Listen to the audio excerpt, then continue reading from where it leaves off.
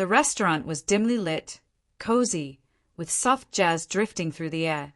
I was there for a wake dinner, my tie loosened after a long day, when I saw her. Laura, my ex-wife, sitting across the room. 7 years had passed since our messy divorce, the collapse of a decade-long marriage leaving scars on both of us. I froze, fork halfway to my mouth, as her familiar laugh reached me. She hadn't changed much. Same auburn hair, same animated gestures. Seeing her stirred something I hadn't felt in years, a mix of nostalgia and unease. I hadn't planned to approach her. Our last encounter, shouted words in a lawyer's office, wasn't exactly a prelude to friendly reunions.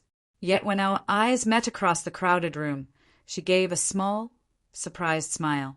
I excused myself from my colleagues, heart thudding, and walked over. "It's been a while," I said, my voice steadier than I felt.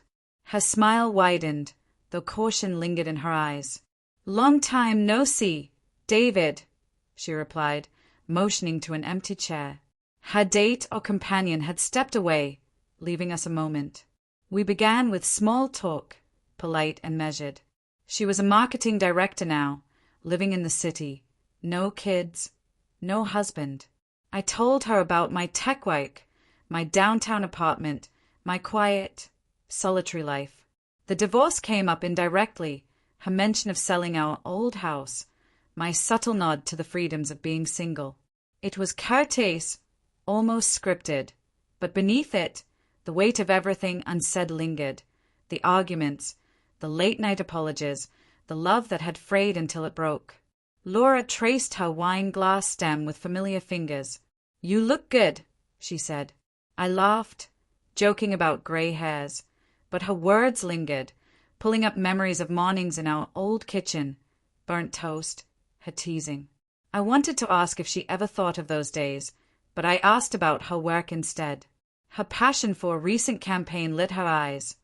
For a moment, it felt like no time had passed. Her date returned, a tall man with a polite smile, introducing himself as Chris. I prepared to leave them to their evening, but Laura touched my arm. "Stay for a drink," she said softly, insistently.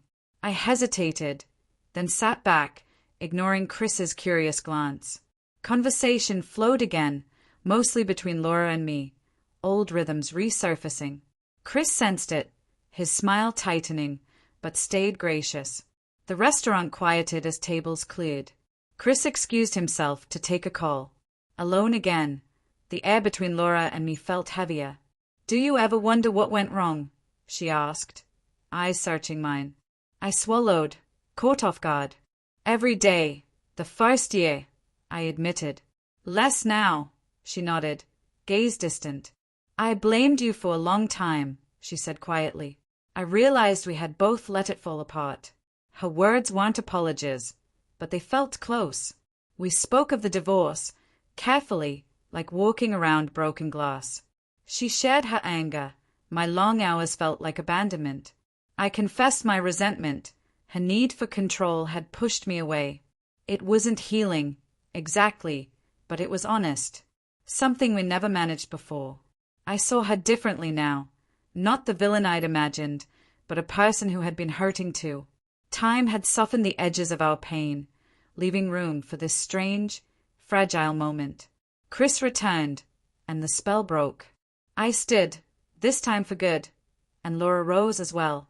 "It was good to see you, David," she said, warm but final. I nodded. "Take care, Laura." No numbers exchanged. No promises. As I walked back to my table, the chatter of colleagues faded. I felt lighter, as if a long-held weight had been set down. The past wasn't erased, but it wasn't a shadow anymore. Back at my apartment, I poured a glass of whiskey and gazed at the sprawling city lights. I thought of Laura, of the life we'd built and lost. 7 years ago, I couldn't have imagined this, laughing, talking, not hating.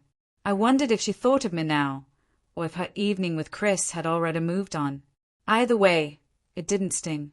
That night felt quieter, not with regret, but clarity. Laura and I weren't meant to be together, but we weren't meant to be enemies either. Our chance meeting had closed a chapter, not dramatically, but simply. We had both survived, both grown in some small way. I finished my drink, Jazz still echoing in my mind, and went to bed, finally at peace with her memory.